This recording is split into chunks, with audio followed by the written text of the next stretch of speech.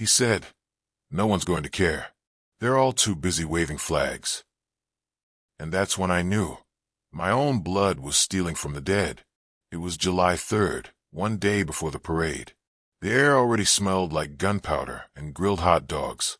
Small-town America was stringing up flags, painting sidewalks, and tuning up marching band drums. Fireworks were stacked in every corner store like freedom came in cardboard tubes. And me, I was polishing my boots. Before we continue, please subscribe to the channel and let us know where you're listening in the comments. 65 years old, 2 tours behind me, 1 replaced hip, a chest full of ribbons, and a back that screamed every morning like it remembered each explosion better than I did. But I stood tall. This town still looked at me like I meant something. Like my presence at the parade in full dress blues still counted, still mattered. I'd been asked to lead the Veterans March this year. First time since my stroke. Said I was the face of tradition, the spirit of service. But that spirit nearly shattered when I passed by the mayor's office and heard my nephew's voice. Colin, deputy mayor.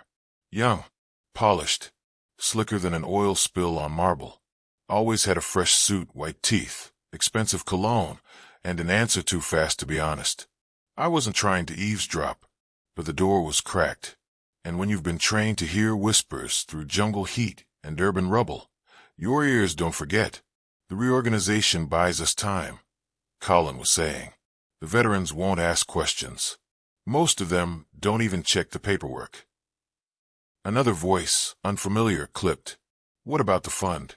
We're still pulling the full 5. Colin laughed. Of course. 5 million. Clean transfer. Looks like admin overhead. By the time anyone notices, it's buried under red, white, and blue confetti. I gripped the doorframe, so hard my knuckles went white. $5 million. From the Veterans Support Fund. From my brothers. I backed away before they saw me. My heart thundered like mortar fire. Rage pulsed in my throat. I wanted to kick the door open, drag him into the street, and tell the town what kind of parasite we'd let into power. But I didn't. Not yet. War teaches you many things, patience being one of them. The best shots are the ones they never see coming. That night, I called my sister Alicia, Colin's mother. She picked up on the second ring. Al, you okay? No, and neither is your son. I told her everything, every word I heard. She didn't cry. She didn't deny. She just whispered. I was afraid of this. Afraid of what? I asked. There's something you need to see, she said. Old letters. From when he was first starting out. Back before the shine. I kept them. I think they prove what he really is. When can I get them? She hesitated. Tomorrow. Right before the parade. But Alan, be careful. Colin plays dirty. He always has. I stood on my porch as the sky lit up with early fireworks. My hand rested on the flag draped over the railing, and I swore, to every name carved on that memorial downtown, I would not let him get away with this. But just before sunrise, someone broke into Alicia's house, and the letters were gone. Alicia's voice was shaking when she called me at 5:42 a.m. They're gone, Alan, she whispered. The box is gone. I was already dressed. Sleep had never come. Not after hearing what Colin planned. My boots were laced, metals polished, flag pin glinting on my chest like a blade. I had planned to meet her in 20 minutes. Now I was heading over with my blood pressure spiking and my fists clenched. Her house was just outside town, a modest white ranch with shutters she painted herself every spring. I pulled into the gravel driveway and saw the busted window first, kitchen side, glass like jagged teeth, still clinging to the sill. Someone had slipped in quiet, fast, precise. Inside, Alicia stood barefoot on the hardwood, arms wrapped around herself. Her robe hung open over a faded t-shirt that said Proud Army Sister. She pointed toward the living room shelf. It was right there. Metal box. Locked. They didn't take anything else. Books untouched. TV still in place. Even her wallet sat on the table. Only the letters were missing. They knew exactly what to take, I said. She nodded. I didn't tell anyone but you. That makes two of us. We sat down at her kitchen table. Same one we used to argue over when we were kids, me with scraped knuckles, her with a scolding stare. I hadn't seen her this rattled since Dad passed. They were early letters, she said. Colin sent them from college, talking about getting into city politics. He was cocky even then. Said things like, real power isn't earned, it's taken quietly. I thought he was just being dramatic. I shook my head. No, he was rehearsing. She sighed. There was one in particular. He mentioned someone offering him a backdoor deal for campaign help. I think that's where it started. We needed a new plan. The parade was just hours away. Colin would be standing on that stage, red, white, and blue banners flapping behind him, lying through perfect teeth. And we'd have nothing but our word against his. Unless. I remembered something. Back in '07, Colin used to email me, trying to win favor when he first ran for city council.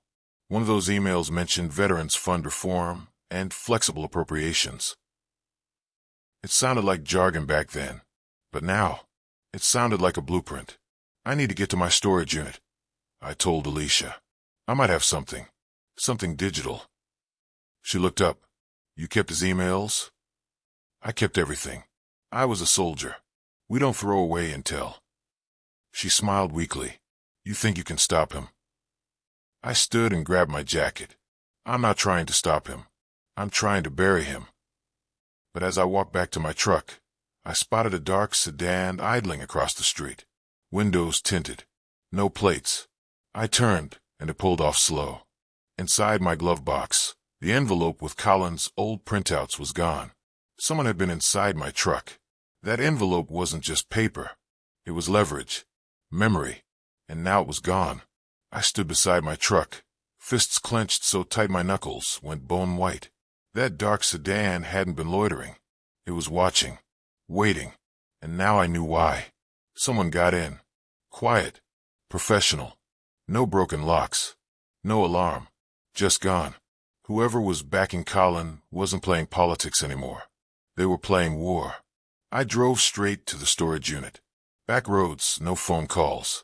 I didn't trust anyone, not even the GPS. The unit was 10 by 10, tucked behind a welding shop, just outside town. I'd rented it back in 2009 after the house fire. It still smelled like burnt wood and old carpet. Inside, crates, ammo cans, photo albums, my service jacket, a box labeled 2000's emails. I tore into it. Dust flew, mouse droppings scattered. But there, at the bottom, was my old external hard drive, metal casing, dented at the edge. Plugged it into my ancient laptop, right there on the concrete floor. And there it was. Subject, Veterans Allocation Flexibility, CRT. Date, September 14th, 2007. The body of the email made me sick. The fund is too bloated to track. With the right adjustments, we can move small chunks where they'll do real good, like keeping campaign wheels turning. Dead soldiers don't vote, after all. He actually wrote that. I copied everything to a flash drive, encrypted the file, and stuffed the original hard drive into my duffel bag. Then I called Alicia. Forget the letters, I said. I have something better. She exhaled. You gonna confront him before the parade? No, I said. I'm going to confront him during it. The plan was simple. Let Colin make his big speech. Let him try and spin a reform to the cheering crowd. And then I'd step forward. Read the email. Let every veteran, every parent, every child hear what their golden boy really thought of those who served. But as I drove back into town, I saw it. Main Street was already sealed off. Parade prep in full swing. Folding chairs lined both sides. Flags everywhere. A stage being set up at the town square. And Colin, he was already there, in front of the podium, shaking hands, smiling for the cameras. But he wasn't alone. Next to him stood a woman in a sharp red blazer. Bethany, State Treasury Auditor. She was known for two things: ironclad audits and ambition. If Colin had bought her off, this whole thing was bigger than embezzlement. It was a machine. I parked 2 blocks away, slipped through an alley, found Alicia waiting behind the hardware store with a folder of backup docs, She'd printed every email from the drive. I don't think he's just stealing, I said. I think he's laundering it into campaign money, maybe more. Then we're not just stopping a thief, Alicia said. We're stopping a network. But just as we stepped toward the stage, a fireworks box near the podium exploded early. Blinding smoke and screams filled the air. Colin vanished into the chaos. The blast wasn't huge, not enough to injure, but loud enough to scramble the whole square. People screamed. Flags flew. Children cried. A vendor's hot dog cart tipped, mustard staining the sidewalk like blood. The smoke was thick and acrid, billowing in gray clouds across the stage. And Colin, gone, disappeared like a magician slipping out the trapdoor. I grabbed Alicia by the arm and pulled her into the cover of a nearby tent. She clutched the folder to her chest like it was a baby. "He planned this," I said. "A distraction. Smoke bomb and a fireworks box. Perfect cover." She nodded, coughing from the residue. "And he took Bethany with him. I saw them both duck right before the blast." That was no accident. Colin knew he was cornered, but he wasn't running scared. He was repositioning. 2 squad cars screeched in, lights spinning. Officers jumped out, trying to calm the crowd. I spotted Sheriff Curtis barking orders near the bandstand, wiping soot from his face. I moved toward him. "Sheriff," I shouted, "I need 2 minutes. No cameras." He hesitated, then saw my uniform and nodded. "Make it quick." I handed him the flash drive. "What's this?" "Evidence. Veterans Fund fraud. Colin's behind it. The fireworks distraction? That was his getaway." Curtis frowned. "You're sure?" "I'd bet my medals on it." He looked down at the drive, then at me. "Where'd you get this?" "His own words," I said. "Back when he thought no one was paying attention." Curtis waved over a deputy and handed off the drive. "Get this to the state cyber lab. Priority." I nodded. "Thank you." Just then, Alicia grabbed my sleeve. "He's not done." "What?" She showed me her phone. An anonymous text had just come in. "You want a war, Uncle? Parade's over. Now it's your reputation on the line." He was trying to flip the script. Colin knew our evidence was solid, but he also knew politics was perception. If he could spin the crowd before we showed them the truth, he could frame me as the bitter old vet with the grudge. Call it a smear campaign. Cast doubt. Delay. And in politics, delay meant survival. We needed to strike fast. Curtis waved us over. "He's headed for town hall. Bethany, too. Emergency press conference." I laughed bitterly. "Of course he is." Alicia looked at me. "Then we beat him there. We don't just talk, we show." We took the back route, cutting through the alley behind the library. I changed jackets, tucked my medals under a windbreaker. We reached town hall just as the media vans were pulling up. Inside, I saw Colin at the podium, sleeves rolled up, tie loosened, the picture of the worried public servant. He tapped the mic. "Ladies and gentlemen," he said, voice solemn, "we've experienced a frightening safety breach. But I assure you, the administration is in full control. And while others try to politicize today's events..." I stepped forward. "Save it, Colin." Gasps. Alicia held up the printed emails. "Want to read what you said about dead soldiers and campaign dollars?" Colin froze. Camera spun toward us. I handed the first page to the closest reporter, and that's when Bethany stepped up beside him, cleared her throat and said, "These allegations are not new. In fact, we have a warrant, but not for Colin. For Alan." "A warrant? For me?" The air left my lungs like I'd been hit with a baton to the ribs. Bethany held the paper high, face carved from stone. "This morning, an anonymous complaint was filed. It included allegations of unauthorized access to municipal servers, possession of private documents, and harassment of a public official." Colin didn't even smirk. He just stepped back, folded his arms, and let her do the dirty work. I looked at Alicia. "They flipped it. They're flipping the whole thing." She shook her head. "No way they got that complaint together in an hour. This was preloaded, ready to fire the moment we got close." Bethany turned to the cameras. "This is what corruption looks like. A bitter man abusing his reputation, manipulating his uniform for personal revenge. The crowd began to murmur. Even the press looked stunned. I could hear whispers. Was it him all along? That old vet? I stepped forward. That's a lie. Bethany snapped back. The warrant is real. You're being detained pending investigation. 2 officers stepped up beside me. Not Curtis. Deputies I didn't recognize. They weren't from our town. Alicia stood in front of me, voice trembling. You can't do this. We have proof. One of the officers took the flash drive from Curtis's deputy, glanced at it, and slid it into his pocket. Not even a glance. That's when I saw it. The subtle exchange of a nod between Colin and one of the deputies. My heart sank. They had state backup, maybe even higher. I wasn't just up against Colin anymore. I was up against a whole system that needed people like him. Bethany motioned. Mr. Allen, if you resist, you will be charged. I held up my hands. I served 2 tours overseas, I said. And this is the dirtiest battlefield I've ever stepped on. They cuffed me. Camera shutters snapped. Reporters shoved mics forward. The press conference had turned into a public shaming. As they led me out the side door, I heard Alicia's voice behind me. I won't stop. You hear me, Colin? I won't stop. Inside the cruiser, my thoughts raced. We still had the emails, printed copies, maybe screenshots. There was still time. And then the officer beside me leaned over and whispered in my ear. You should have stayed quiet, soldier.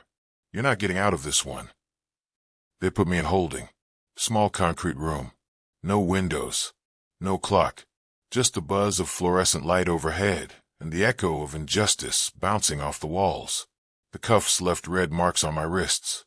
My dress shirt, the one I'd ironed for the parade, was torn at the sleeve. I looked more like a suspect than a symbol now. And that's what they wanted. They didn't need to convict me. They just needed to smear me long enough for Colin to vanish behind fireworks and press releases. I sat in silence. Not broken. Just calculating. Then the door creaked open. Sheriff Curtis stepped in, holding a manila folder. His face was grim, but his eyes weren't blind.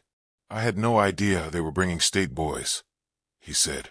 Bethany came in under jurisdiction protocol. I was boxed out. Don't tell me, I said. You're here to say sorry. No, he dropped the folder on the metal table.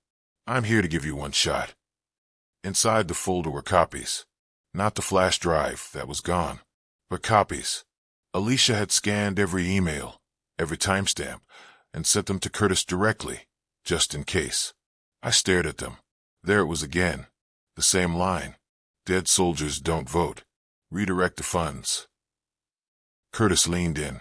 She's still out there, rallying people, printing the truth. I don't know how long I can protect her before they come for her too. I looked him square in the eye. Then we take this public. We bypass their press circus. Curtis frowned. How? Let me speak. 1 minute. From the courthouse steps. On camera. Live. You're a detained suspect. Then arrest me again afterward. Curtis paced, then cursed under his breath.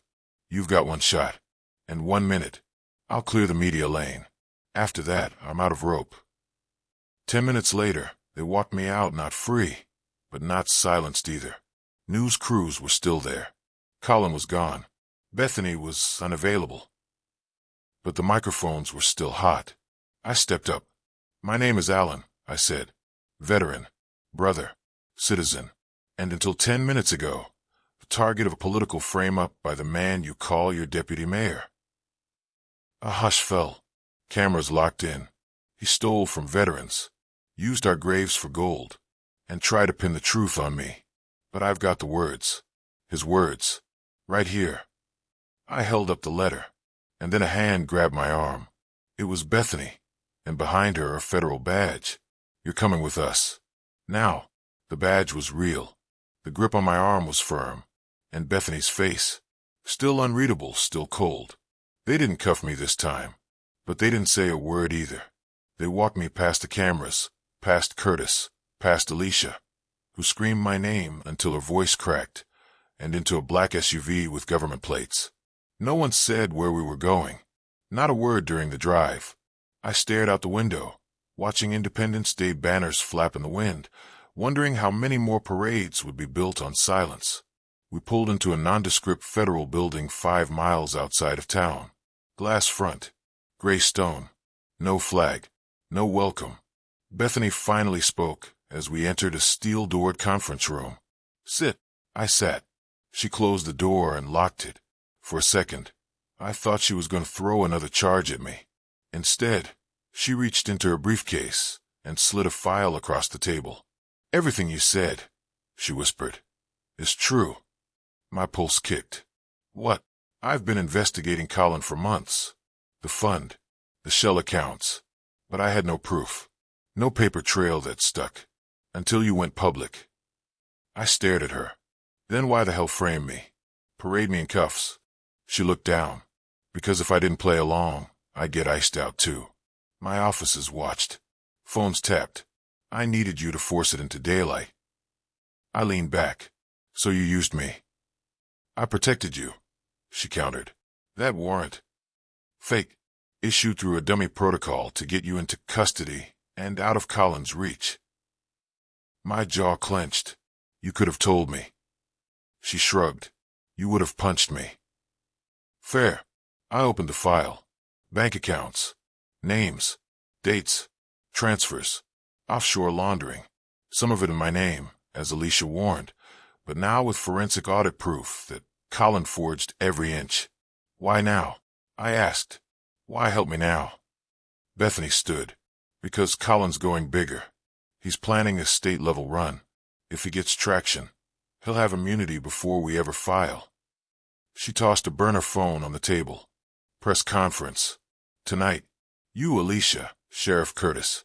This time, you don't ask for a minute. You take the mic." I stared at the phone. Bethany opened the door. "I'll clear the stage. You bring the fire."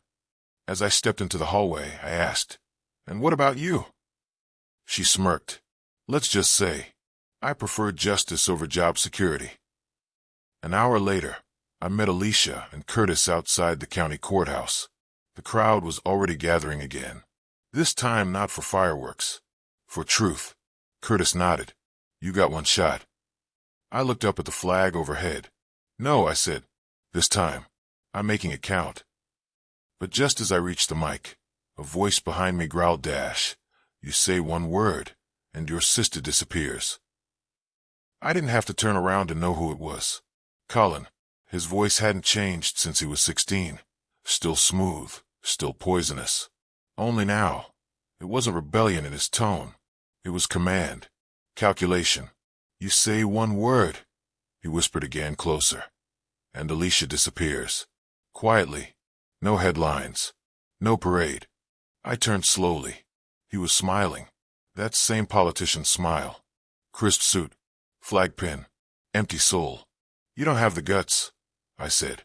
He leaned in. "Don't need guts when you have people." Behind him stood 2 men in dark jackets. Clean. Civilian. Not local.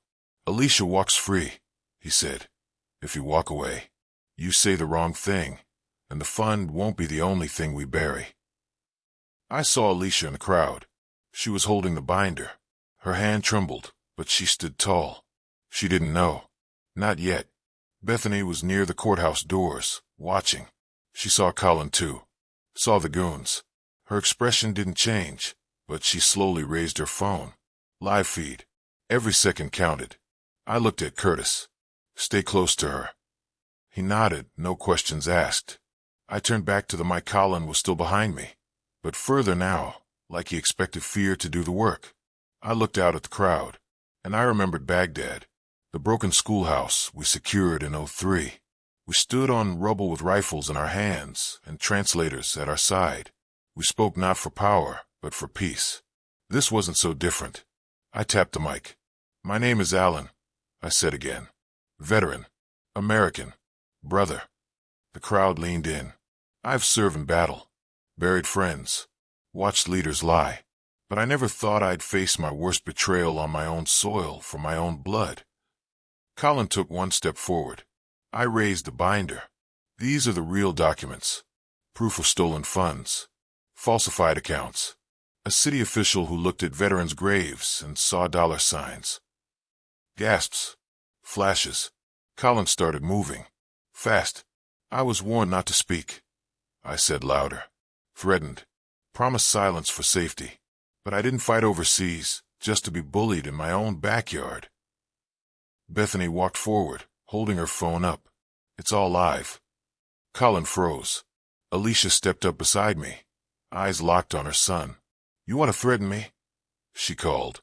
Do it to my face, Colin. He didn't speak. The crowd erupted questions, accusations, demands. Reporters swarmed the podium. And just as Curtis stepped in to take control, one of Colin's men pulled something from his coat, and the crowd scattered in a panic. People screamed and scattered as the man reached into his coat. Curtis was already moving.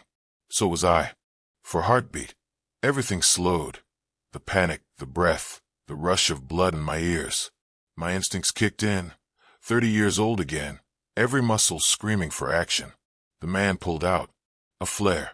He cracked it. Red smoke burst into the air like a signal fire. Diversion. Curtis tackled him mid-step, brought him to the ground.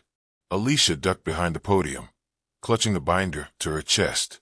Bethany shouted into her phone, demanding backup. And Colin, he was gone again. I shoved through the smoke, pushed past panicked bodies and tangled chairs. I caught sight of him darting into the alley behind the courthouse. I followed. The alley was tight.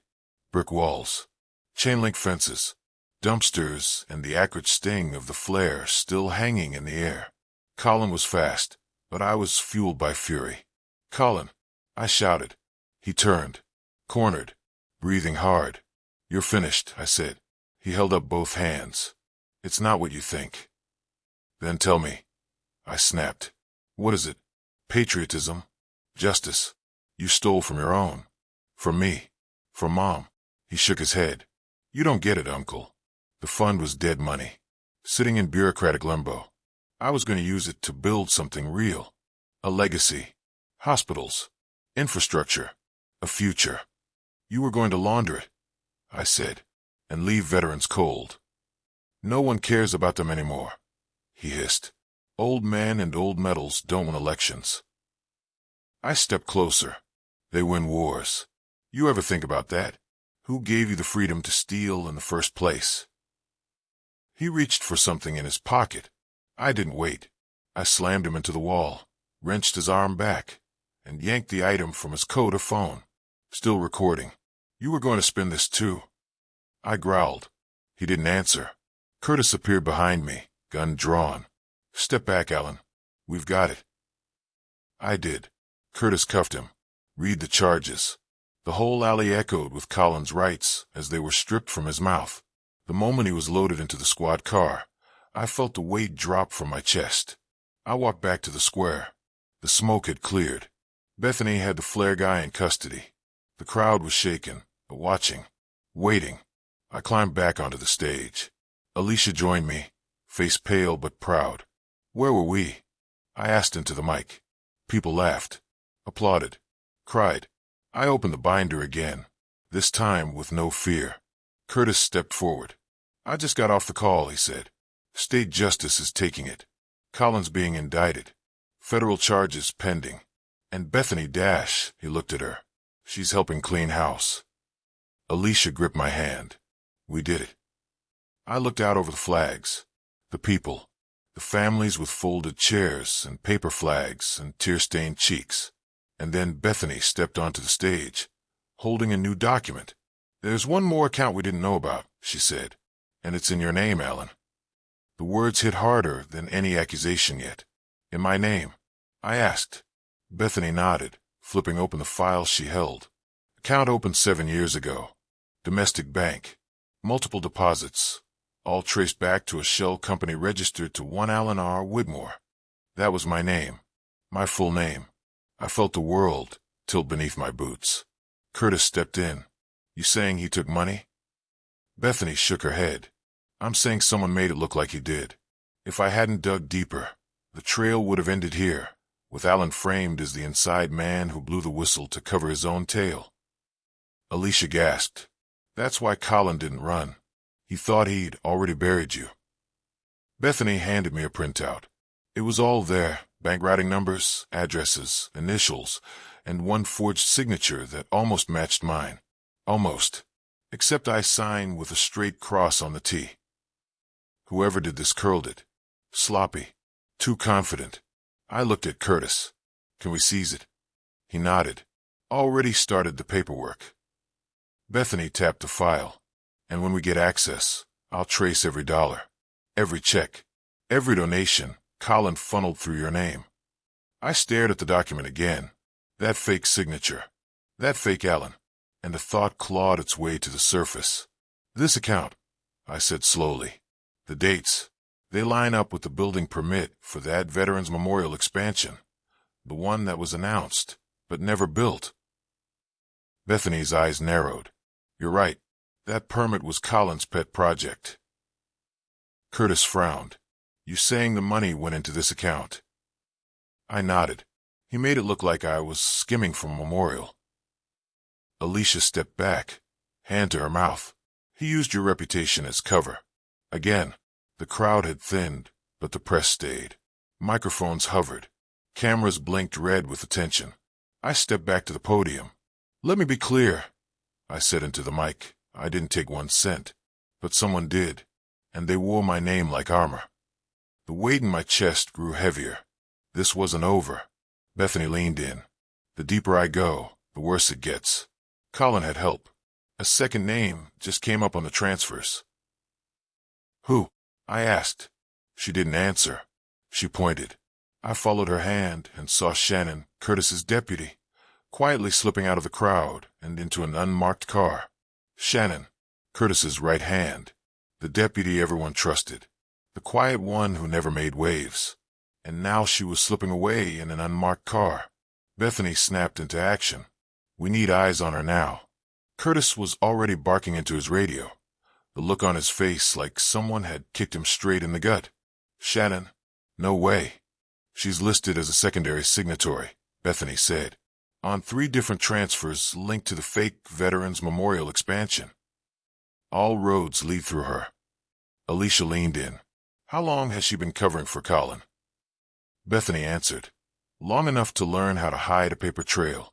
Short enough to make mistakes. Curtis was pacing. That car's not in the fleet. She planned this. Waited for the moment we were distracted. I stepped down from the podium. Where would she go? Curtis ran a hand over his face. If she's smart, she's burning evidence. If she's desperate, she's running to whoever paid her off. Bethany tapped her phone. We may not need to chase her. We can intercept her at the bank. If she's pulling cash, we'll catch her red-handed. Alicia glanced toward the courthouse steps. We need to move now. We climbed into Bethany's SUV. Curtis drove. No sirens. No radio. Just tension, thick and electric. As we sped down the road toward the downtown branch of First Central Savings, I stared out the window. I trusted Shannon. She drove me to the hospital after my stroke, helped organize my birthday last year. She called me Sergeant out of respect. Now she was laundering stolen honor. Bethany checked her phone. ATM activity just triggered. She's there. Curtis floored it. Tires squealed. Pedestrians jumped out of the way. Downtown blurred into a tunnel of urgency and betrayal.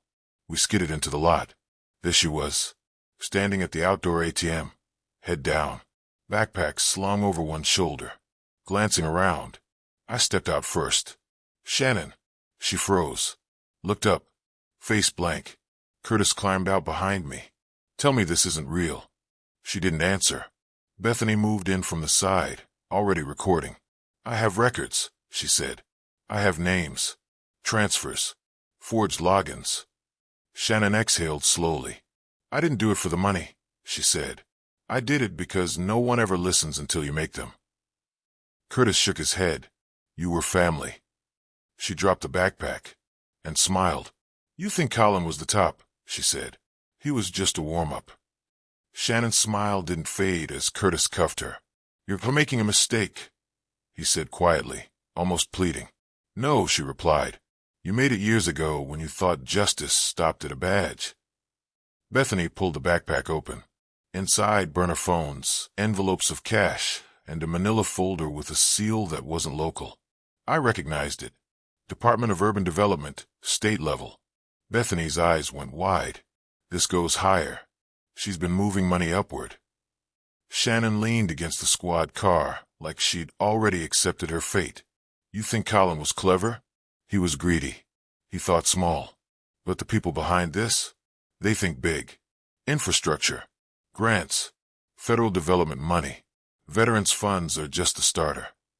I stepped closer. Names, I said. You're going to give them to us. She laughed. Not here. Not now. If I talk, I die before sunrise. And you're next on their list. Curtis tightened the cuffs. Let her sweat in holding. She'll crack. Bethany shook her head. No time. We need those names before they ghost the money trail. Alicia stood beside me, clutching the latest bank logs Bethany printed. This one dash, she pointed, shows a transfer to a consulting firm that doesn't exist, but the routing number leads to the state capitol. Bethany nodded slowly. And guess who signed off on the last budget for veterans redevelopment? Who? I asked. She hesitated. Monica Hargrave. I froze. That name carried weight. State-level director. Public face of reform. Regular photo ops with senators. The kind of person who smiles on TV and signs silence behind closed doors. She's a machine, Bethany said. Media proof. Lawsuit proof. You don't go after Monica with evidence. You go after her with a wave. You mean public pressure. Exactly. We piled into the SUV. Shannon locked in the back. Bethany hit the gas again. If Monica's involved, Curtis said, this isn't just about money anymore. It's about control. I looked at Alicia. Then we go national. We take the whole truth to the people. No spin. No channels. Just raw. But as we reached the edge of town, Bethany's phone pinged. She pulled over. Stared at the screen.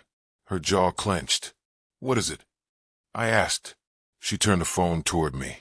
A video was streaming. Me, sitting in a dimly lit room.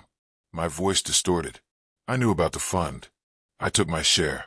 The others? They got what was coming. A deep fake. They've already started the smear campaign, Bethany said. And if we don't beat them to the mic, you'll be branded a traitor. I watched myself lie on screen. A perfect copy of my voice, my face, my gestures. But none of it was real. The deep fake was terrifyingly convincing. Enough to cast doubt. Enough to destroy everything. Bethany swore under her breath. They had this waiting. As soon as you went public, they launched the kill switch. Curtis pulled up another site on his phone. It's everywhere. News blogs, video aggregators. They're calling you a double-agent vet. Alicia's hands trembled as she scrolled through the comments. People are buying it. They're saying you sold out your own. My stomach twisted, but I kept my voice calm. Then we fight fire with fire. Bethany raised an eyebrow. How? We take the real story, the truth, and put it in front of people faster than they can share that poison. We show receipts, transfers, signatures, Colin's voice, Shannon's testimony. Curtis nodded. You'll need a platform, bigger than local. Bethany smiled, tapping her phone. I know someone at Veterans Voice. National podcast. Honest reach. No filters. Book it, I said. Tonight. But time wasn't on our side. By the time we reached Bethany's contact downtown, the internet was ablaze. Local news hinted at conflicting narratives. Political accounts were sharing the fake video as gospel. And then another hit. Bethany's burner pinged with a text. One line. We have Alicia too. Curtis slammed the brakes. What? I turned to the back seat. Empty. She was gone. Door unlocked. No struggle. My pulse thundered in my ears. Bethany read the rest aloud. They grabbed her 2 blocks back. We missed it. They took her to leverage me, I said. They knew the fake video might not be enough. I slammed my fist on the dash. We need to trace that message. Bethany nodded, already typing. They used a ghost line, she said. Bounced through 6 states. But they slipped. GPS pinged for a second. Warehouse district. Dockside. Curtis turned the SUV around. We're going in. No SWAT, Bethany warned. Too slow, too visible. Curtis looked at me. Just us then. I nodded. She's my sister, I said. They picked the wrong hostage. As we approached the docks, the sun dipped low, painting the sky blood orange, fitting for a rescue soaked in vengeance. We pulled up behind a rusted-out warehouse. No signs. No guards. Curtis handed me a sidearm. You sure you're up for this? I've been ready since the day they stole from the flag, I said. Bethany checked her watch. We have minutes before the deep fake reaches the national broadcast cycle. If we don't stop them now, you'll go down in history as the traitor they built, not the patriot you are. The warehouse loomed in silence. Rusted metal doors half slid open like a mouth daring us to step inside. Curtis, Bethany, and I moved in low and quiet. Inside, shadows clung to crates and steel beams. The air smelled of oil, dust, and something darker, secrecy. I kept the sidearm steady, eyes scanning every angle. Bethany held up her phone, tracking the last GPS ping. That direction, far side of the warehouse. Curtis whispered, 2 exits. You take the right. I'll circle left. I nodded, stepping over a broken pallet, every muscle remembering combat, every instinct sharpened. Then a sound. Soft. A whimper. Alicia. I moved faster now, heart pounding. Behind a wall of crates, I found her, tied to a chair, duct tape over her mouth, her eyes wide but fierce. She wasn't broken. She was waiting. I pulled the tape off gently. You took your sweet time, she whispered. Wasn't gonna let you miss the ending, I said. Then I heard footsteps. Not rushed. Calm. Measured. Collins stepped from the shadows. Alone. Unarmed. Wearing a navy suit, not a wrinkle on it. Smiling like this was just another debate stage. You're really not gonna let this go, are you, Uncle? Not while I'm breathing. He sighed. You could have had peace. Could have walked away and let me build something real. You mean lies? I snapped. I mean power. Legacy. The kind of future no one forgets. Bethany stepped out behind him, phone in hand, live feed rolling. Say hi to the people, Colin. He froze. Every word you say right now, she added, gets broadcast to the same channels your little deepfake hit. Curtis appeared beside her, gun drawn. It's over. But Colin didn't flinch. He turned to me. Even if I go down, you don't walk out clean. He reached into his pocket, slow, deliberate, and held up a key. Storage unit. Inside, every document, transfer, plan. Monica Hargrave's entire operation. Bethany's eyes widened. You're bluffing. Check the address, he said, tossing the key to her feet. But there's a catch, he continued. You let me disappear. No trial. No headlines. I walk away and you get the truth. I looked at Alicia. At Curtis. At Bethany. This was it. Take the deal and expose everything. Or bring him down publicly and risk Monica slipping away forever. So what's it gonna be, Uncle? Colin said, justice or victory. I stared at the key on the ground. Small. Unassuming. But heavy as a verdict. The proof of a greater crime. Monica's name. The real masterminds. The rot above Colin. All locked behind that metal door. And he was offering it. For his freedom. Bethany's voice was tight. Alan, if we let him go dash. Curtis interrupted. There's no guarantee what's in that unit is even legit. It could be another trick. Alicia stood behind me. Her voice like steel wrapped in sorrow. He's your blood. But he's never been your family. I turned to Colin. His eyes weren't cold anymore. They were tired. Hollow. Like he'd finally realized how far he'd gone. You think this saves you? I asked. It saves them, he said. Monica will erase me in a heartbeat if I go public. You want her. You need me alive. Alive's not the same as free, I said. He nodded. Then give me a running start. Let me disappear. Change my name. No cameras, no cuffs. Bethany leaned close, whispering, "If we let him walk, it'll haunt you." I glanced at the live stream, still running in her hand. Hundreds of thousands watching. Veterans. Families. Survivors.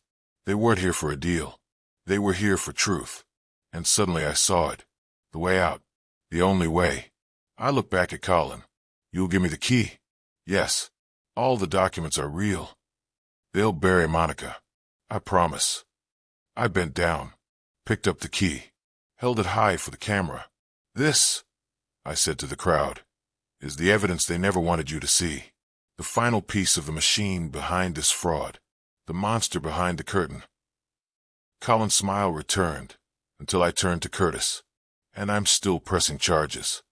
"What?" Colin stepped back. "That's not the deal." I handed Curtis the key. "If Monica wants to erase you, let her try.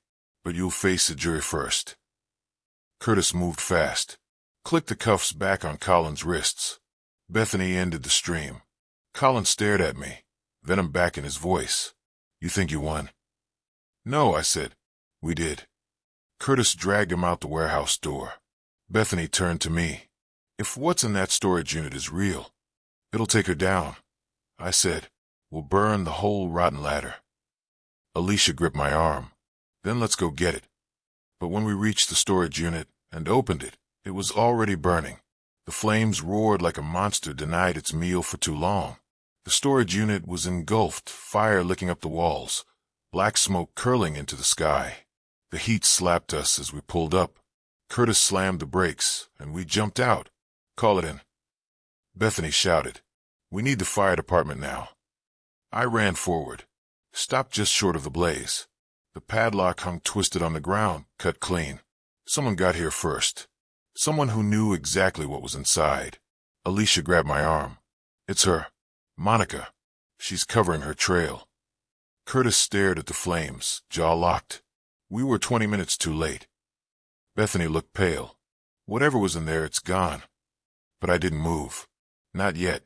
I stepped closer, squinting through the smoke, and saw something the fire hadn't reached yet. A corner of a file box. Charred but intact. I rushed in. Curtis shouted, "Alan and O." But I was already through the heat, ripping the box out with both arms. Sparks singed my jacket, smoke tore at my lungs, but I dragged it back like it was the last casualty I'd ever carry. Bethany grabbed it, coughing. It's still sealed. We dumped the box on the asphalt. Inside, plastic-wrapped documents. Discs. Photos. Hard evidence. Untouched. Curtis exhaled. "You're out of your mind." "Maybe," I said, "but we've got her." 3 hours later, Bethany held a live press briefing. This time, from the state capitol steps. She laid it all out. The fake accounts, the fake veterans projects, the money trail to Monica's private estate, and the political shell companies she used to fund it all. Colin, already flipped, signed a full affidavit to reduce his sentence in exchange for bringing Monica down. Warrants followed. So did resignations. By sunset, Monica Hargrave was in federal custody, and for the first time in months, the air felt lighter. That night, we held a candlelight vigil in front of the real Veterans Memorial, the one Colin called Dead Money. Curtis gave a speech.